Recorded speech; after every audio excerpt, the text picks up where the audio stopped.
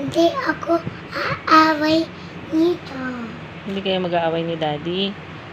Tapos ano bibilhin mo kay Daddy? Yung gamot niya. Bakit mo siya ibibiling gamot? Kasi nga, ang sakit ulo niya. Ay, kawawa naman si Daddy. Nasakit ang ulo. Ano gagawin mo? Bukod sa pagbili ng gamot ni Daddy. Kasi nga, kain niya yun. Ano kakainin niya? Yung gamot. Kakainin niya. Tapos, bibigyan mo ng water. Opo. Ano pa gagawin mo?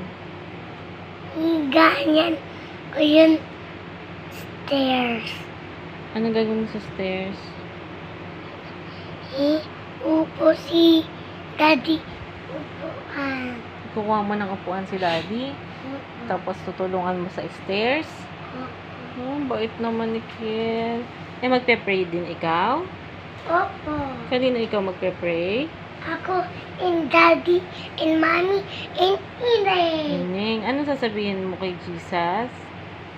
Thank you for this chicken.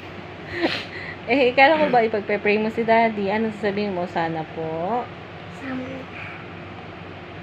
gumaling. Ano sasabihin mo? Gumaling. Na? Kiel. Kala ko ba si Daddy yung nasakit yung ulo?